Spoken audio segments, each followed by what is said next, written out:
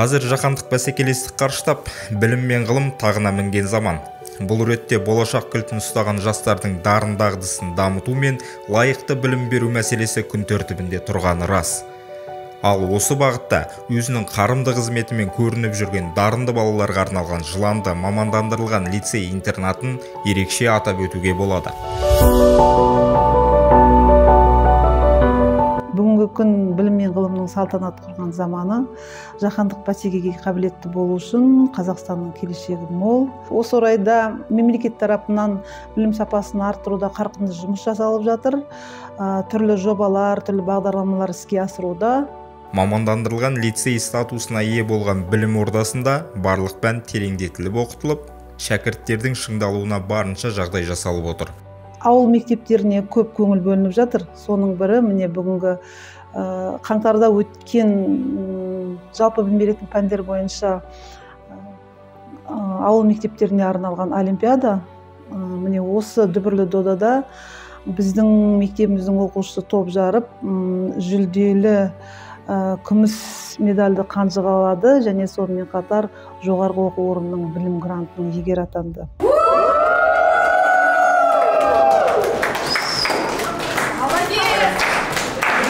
Осы ретте Жыланды лицейінің 11-ші сынып оқушысы Нұрасыл Тұрарбек Астана қаласында өткен республикалық додада үздіктер қатарынан көрінді.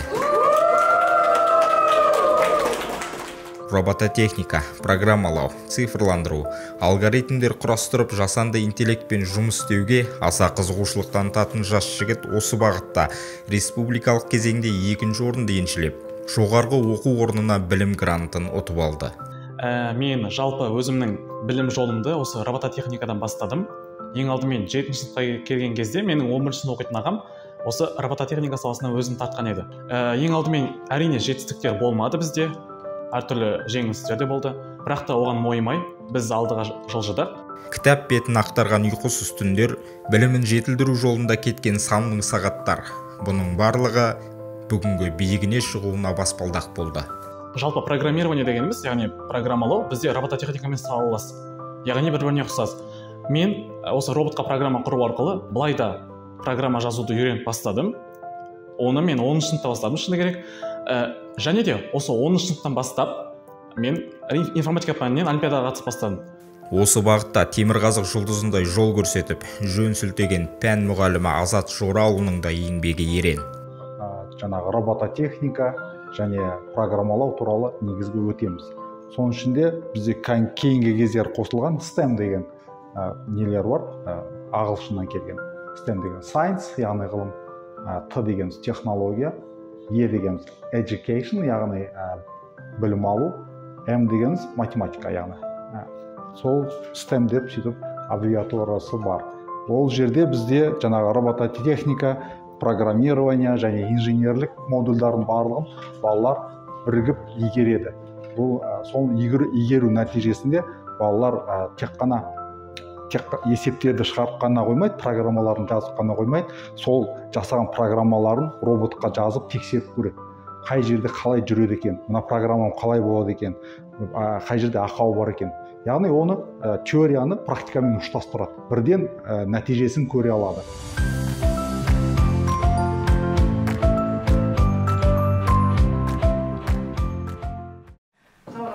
Жақсы өзіңіз. Қалай бар келдің? Күшті, керемет болды. Ұнады ма бәрі? Астана? Күшті екен. Екінші орын жүлдеп қайттық енді.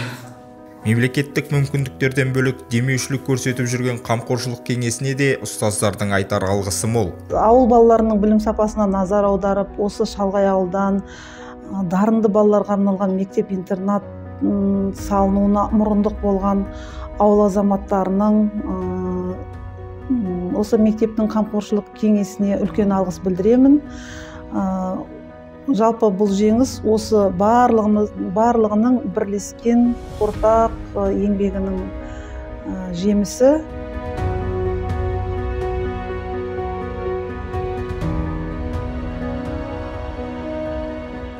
Негізі менің бар айтарым, кез келген жетістікке жету жолында жасаған қателіктер ол сенің қадамың болады. Қателік жасаудан ешқашан қорықпау керек. Осы жасаған қателіктерінің арқасында, еткен еңбектерінің арқасында осындай жетістікке жетіп отырмын. Ол үшін де өзімнің Азат ағайыма да, мұғалімдеріме де, қолдау көрсеткен достарыма да, және де ең бастысы ата-анама үлкен алғысымды айтар едім.